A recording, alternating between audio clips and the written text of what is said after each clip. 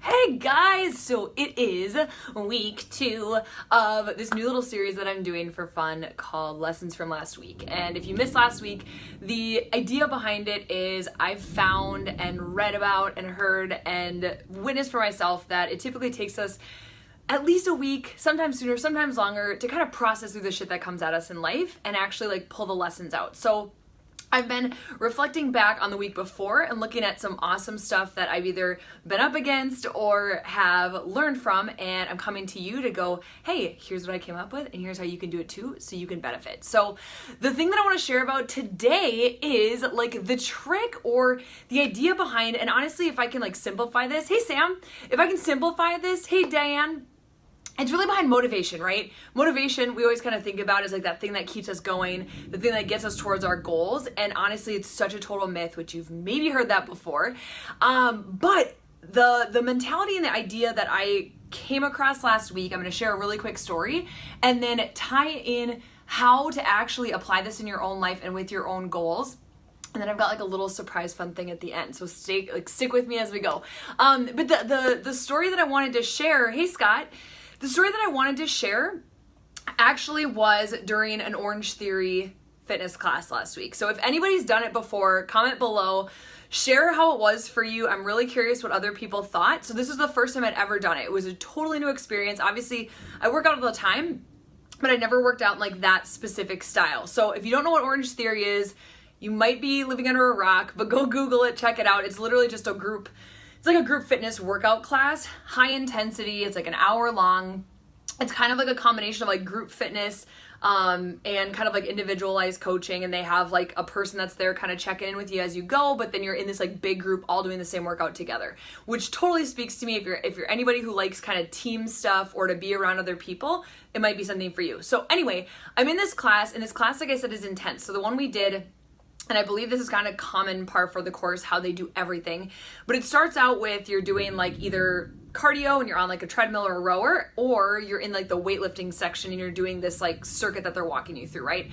So I'm like in it, I'm an athlete, I'm like, I grew up playing sports, I love competition, so I'm like busting my ass, right?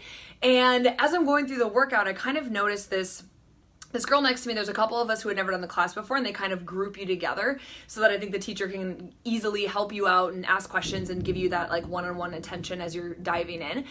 And so this woman that was next to me, and it was nothing to do with judgment, it was more just me observing and like witnessing kind of how it affected me. And I'm curious if this is something for anybody else who likes working out, if this would kind of get to you too, or at least it'd be something you'd recognize. But the whole workout, she was constantly kind of like stopping, and I don't want to say complaining, but she was kind of just like commenting on how hard stuff was. There's another girl, there's 3 of us that were new.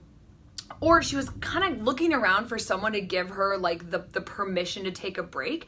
And I know personally, because I've been there before, it kind of is like that go-getter mentality where you're like, shit, I don't want to be the person that's like slacking off, right? But you like want to keep going, but maybe you're tired or you have something that's coming up. And I could sense that like insecurity from her. So number 1, my heart went out to her. But number 2, it kind of put me off a little bit. And so as I dove into the class, I was just like tunnel vision, right? You get into that athlete mode where you're just like, okay, blinders on, let's go. And as I was going through the workout, I noticed when I would get into the running or get into these parts where it felt really tough, like my body was wanting to give up, and my body was like, let's just slow down. Let's just back off. Hey, Savannah, let's just chill out. Like, hey, this girl's kind of saying this is hard. Like, you know what, that mental chatter starts to come up. And I was like, hey, she's saying it's hard. She's saying it's tired. Maybe we should back off because like she's saying that too. And the thing that I like kind of innately at this point, right? Because anything we practice, it eventually just becomes like subconscious kind of habit and behavior. I noticed that I started to like internally fight against it. And instead of going, yeah, let's back off, it was like this fire got lit and like my soul took over, and it was like, hell no, we are in this workout for us. We know why we're here. Like, we want to get the best workout out of this that we can. We're here to move our body. We're here to sweat. We're all these things. Like, let's fucking go. And you guys, I'm not even kidding. I crushed that workout. And you know what that feels like, right? When you go into anything really, it could be fitness, it could be anything in life. When you go into something new and you feel like a badass and like, I want to see some like likes and hearts below if this is you, and you just feel like you absolutely demolished it. Like, isn't that the best feeling ever, right? Hey, Landon. So that was the feeling I had coming out of it. And as I left that workout class, right, like this was kind of the lesson that came up for me. And the thing that I started to consider, because no joke, like you guys are always on my heart, and I'm always like, okay, what am I doing well, or what's working for me that I can share with you so that you can improve, so that you can take this stuff and apply it to your own life and better from it.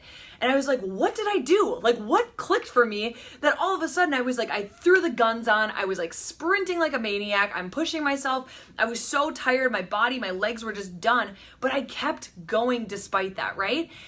And the thing that I recognized was, most of the population might say, oh, it's like motivation, right? Like, Nat, you're really into this stuff. Like, you're just motivated and your motivation kicked in and like that's what drove you. But because motivation's such a total myth and it's such a fickle thing and it's sometimes there and it's sometimes not, in 1 minute it can literally just like disappear and evaporate, the thing I recognized was I was connected to a why. I went into that class with an outcome in mind, not an expectation of how it was going to go, but with an outcome in mind, right? So when you go into any sort of experience, whether it's new, whether it's something you've been there before, whatever, and you have that why, like that you're grounded in, right? And this is where I'm starting to transition into how you can apply this in your own life. When you know why you're doing something and then shit gets hard or it feels really scary, or another example for Matt and I right now, we're in the middle of a move. So we're looking at apartments and we're trying to find a new place and we're traveling and we're going back and forth, and like there's so many unknowns, right? And unknowns can be really, really, really scary if we let them. So the thing to go back to is like, why are you doing that thing? Why did you make that decision to test out something different? Why did you put yourself into this unknown?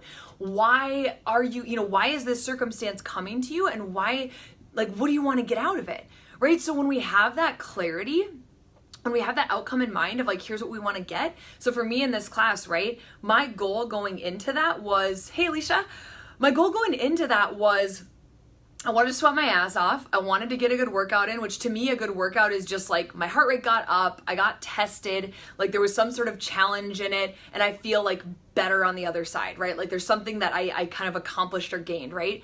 That could be mental, it could be physical, it could be whatever. So that was number one. Number two, I just wanted to do it. Like, even if I went in and like didn't hardly do a thing, if I walked on the treadmill, if I picked up a weight and put it down, whatever, I just wanted to like experience that new thing.